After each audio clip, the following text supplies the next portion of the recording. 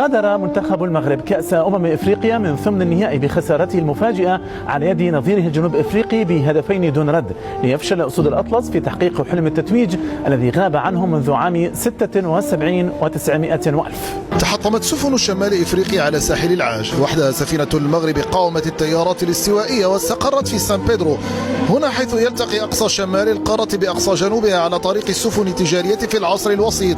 وعصر المغرب كرويا يريد الركراكي أن يؤكده بتاج قاري، الطريق إليه تمر عبر رأس الرجاء الصالح.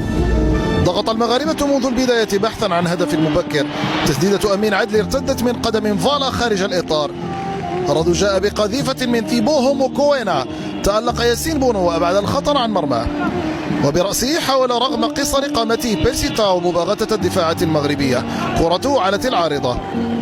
من حضر من المغاربة طالب الركراكي بالمواصلة حتى النهائي، ووليد بدا غاضبا من فقر ما شاهده هجوميا طوال الشوط. أما أمين عدلي فأصابته رهبة الشباك حين اقترب منها مهدرا أوضح فرصة المغربية. ورعونة الحاضر الغائب سليم ملاح منعت المغرب من دخول غرفة تغيير الملابس متقدما. أناحي أتت فرصة تلوين بياض النتيجة مباشرة بعد انطلاق الشوط الثاني بغرابة سدد فوق المرمى من وضعية مثالية. أما جنوب إفريقيا فمن أول هجمة صريحة ظهرت نجاعتها، إيفيدنس ماكوبا استلم في ظهر سايس وهزم بونو، هدف للبافانا. حاول المغاربة الرد سريعا، الزلزولي بمجهود فردي راوغ وسدد كرة ردها رونوين ويليامز.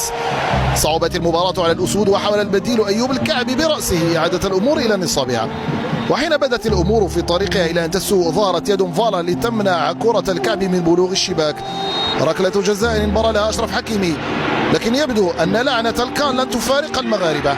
كرته أصابت العارضة وخرج أمرابط مطرودا قبيل النهاية ليكتمل الكابوس بجميع أركانه، لكن ليس قبل أن يحرز موكوينا هدفا ثانيا أكد به المؤكد. جنوب إفريقيا تخرج المغرب مجددا من دور إقصائي كالعادة. إذن خرج المغرب من العرس القاري بخفي حنين، وتأجل حلم التتويج حتى حين.